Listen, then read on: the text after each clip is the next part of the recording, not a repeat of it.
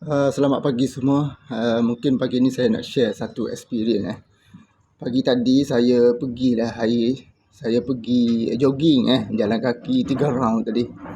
So satu round dia 900 meter lebih kurang. So dalam 3 round ni lebih kurang dalam 2 kilometer 2 kilometer 800 meter lah. Kan? Should be okay. Tapi apa yang saya nak share di sini what we call observation yang dijumpai. Sebenarnya 2 kali. Saya jumpa 2 kali. Ini kali yang kedua. Yang kali pertama pun saya nak combine sekali lah pada hari ini. Apabila saya dah nak sampai punya round yang ketiga, lebih kurang dalam 300 meter lagi, saya jumpalah satu keluarga. Sebab di taman ni keluarga datang ramai. Bawa anak-anak semua dan sebagainya. Dan yang menariknya, saya jumpa satu keluarga, dia bawa 4 orang anak. Anak yang sulung saya rasa tak lebih daripada 8 tahun saya rasanya. Kecil semualah. Dan dia ada 4 orang anak. Jadi, bapa dia seorang, dia pegang anak seorang. Dia letak anak dia tu atas bahu.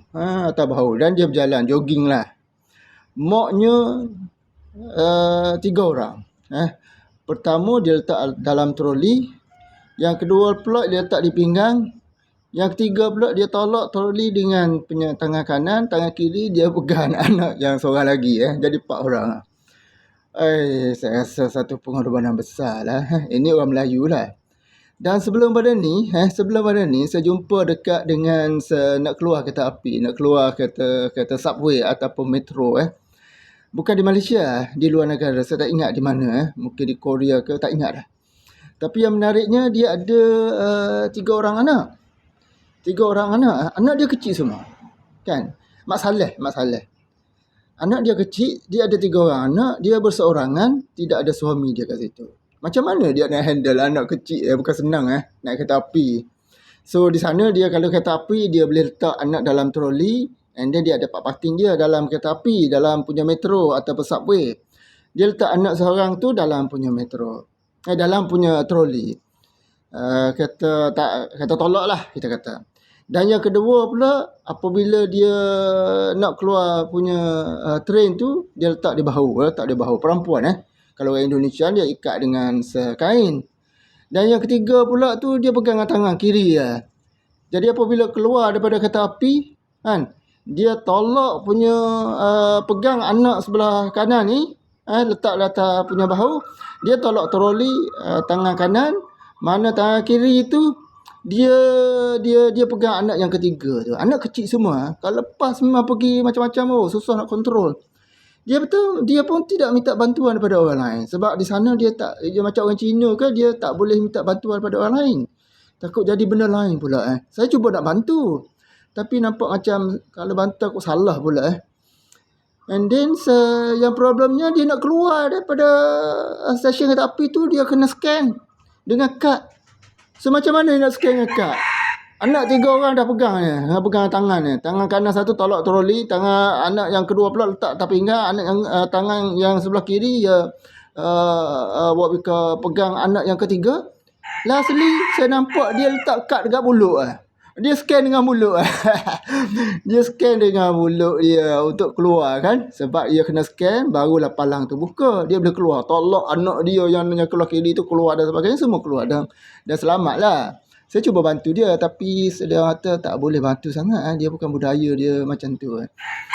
Apa yang saya nak sebut di sini kalau dalam hadis dia kata al-jannatu tahta aqdam ummahat. Saya rasa memang tepat sekali Tepat sekali, betul. Lebih daripada tu lagi kan. So penghormatan yang perlu diberikan oleh kepada 2 ibu bapa lah, terutamanya kepada ibu kan.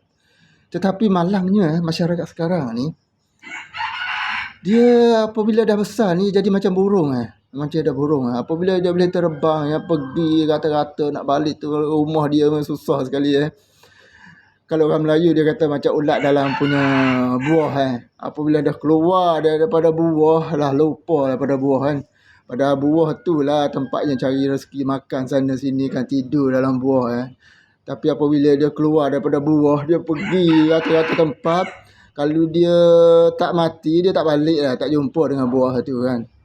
So orang sekarang macam tu saya risau lah masyarakat sekarang ni.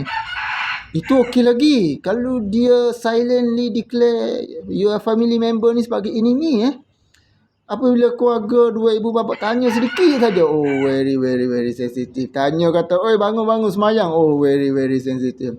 Apabila tanya kata bila nak balik, oh very very sensitive. Apabila tanya boleh ke nak pergi melawat, oh very very sensitive. Oh, saya tak tahulah orang sekarang macam mana didikan dunia sekarang ni berjaya atau tidak birrul walidain ni macam mana dilaksanakan sepenuhnya atau tidak. Jadi saya tengok pengorbanan contoh yang saya bagi tadi kan, dua contoh yang saya tengok dengan mata saya ni. Tu saya nak share sangat ni.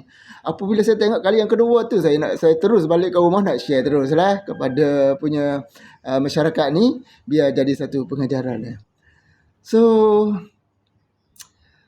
saya kadang-kadang sedih juga kita apabila dah tua ni, kita naklah berdekat dengan ahli keluarga kan, tetapi mereka suka berjauhan. Mereka tak nak dekat dengan kita. Mungkin tak tahulah apa sebab yang sebenar dalam kepala mereka kan. Itulah masyarakat sekarang. Mungkin terjadi kepada diri kita juga dulu kan. Kita tak perasan apa yang kita buat terhadap dua ibu bapa kita kan. Kita pun sibuk dengan kerja kita. Nak balik kampung pun bukan senang lah. Kalau bukan hari raya tak balik kan. So kalau balik pun sekejap saja. Terus nak pergi bekerja kan. Oh, dunia dulu tak ada telefon. Tapi kalau nak telefon pun susah juga. Sebab kadang-kadang mak pun dia dah tua, dia pun sensitif. Kita pun dah ada punya tekanan sana tekan sini pun sensitif. Oh, itulah bahaya hidup dunia sekarang. Walau bagaimanapun saya nak simpulkan di sini, al-jannatu tahta aqdam ummahat tu memang betul lah. Kalau dalam satu hadis dia, sahabat dia tanya Nabi siapa manusia terbaik di dunia ni? Dia kata ibu, ummu 3 kali jawab baru dia sebut kata bapa. At least ada jugalah bapa di situ kan. Wallahu a'lam bissawab.